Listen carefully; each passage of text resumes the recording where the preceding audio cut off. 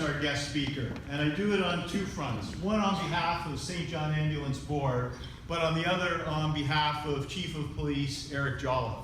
This is a gentleman that needs no introduction. He has come home this evening as the past chair of St. John Ambulance of York Region and the Chief of York Regional Police from 2002 to 2010, the immediate past chair of St. John Ambulance of Ontario Council, and a friend to all. Left a true legacy in this region for a police leader that taught us to embrace diversity, to truly strive for inclusion, to respect human rights, and to improve the quality of life in our community. And it was with great pride that those of us that had the opportunity to work with ARMAND LA BARGE on the board of St. John Ambulance and as police officers in this region, as we stood by and firsthand witnessed his leadership at a provincial level. He led St. John Ambulance with the same pride, the same professionalism, and the same passion that he spent 37 years of dedicated duty as a police officer in this region. Without further ado, ARMAND LA BARGE.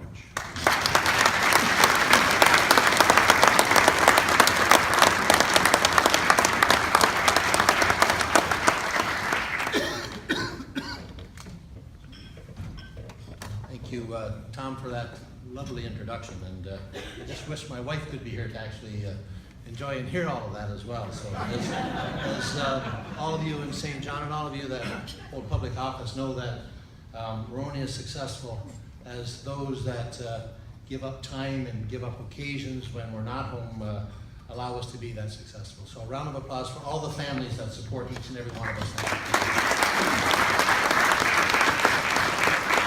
I also want to pay tribute to the men and women of the Canadian Forces before I start my presentation.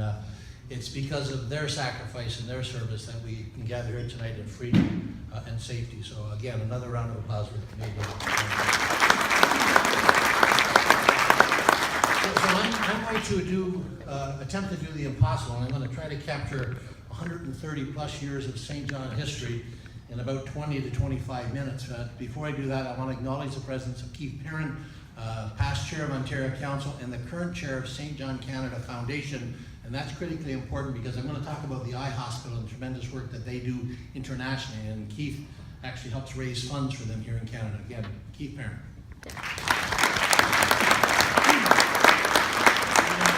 I look around this room, I know there are many that could actually give this presentation. Our contingent from the Royal Hong Kong chapter have served some 40, 50, 60 years in St. John, and I think a lot of the supporters may not be aware of the rich history of St. John, not just here in Ontario, not just here in Canada, but all around the world. And the word St. John, or the word St. John, might denote that we're a denominational organization, but the reality is that we welcome everyone. We're non-denominational, we're charitable, and we're a very humanitarian organization, and we have a global reach with priories and commanderies and councils in 40 different countries.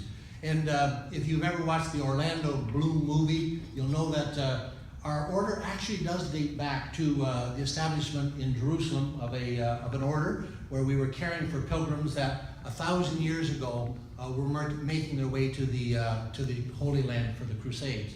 And over the years, the order moved several places and fell into decline, and very proud that in 1830 it was revived in England and chartered by Queen Victoria, and the current reigning monarch serves as the head of our order. So we have an extremely honorable distinction of having Her Majesty Queen Elizabeth II as the reigning monarch and sovereign head of our order. And as I referenced, we have foundations. St. John Ambulance is one, but the Eye Hospital do tremendous work, not just in Palestine and Jerusalem, but in other places as well. And these statistics always amaze me. Over 1.7 million people last year treated worldwide by St. John volunteers, 4.3 million reached 40 different countries, and 364,000 volunteers. And as you saw here tonight, over 50% of them were below the age of 25, so we have a large youth movement within St. John. And we help people, and we help where help is needed. So you'll find our volunteers literally where any and every type of a disaster or emergency takes place. And some of the things we do internationally, people aren't aware of. I talked about the Eye Hospital in East Jerusalem. We also have satellite clinics in Gaza and Hebron and Atama. We are literally the only charitable provider of eye service in that region.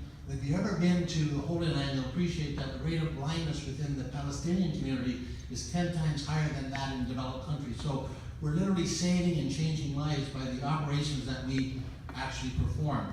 Last year, we treated 125,000 patients, and 38,000 of those were children. And we performed over 5,200 site-saving operations. And as I mentioned, the St. John Foundation here in Canada that Keith chairs, and the other priorities around the world raise funds on behalf of the eye hospital. We fund doctors and nurses that actually work in those hospitals.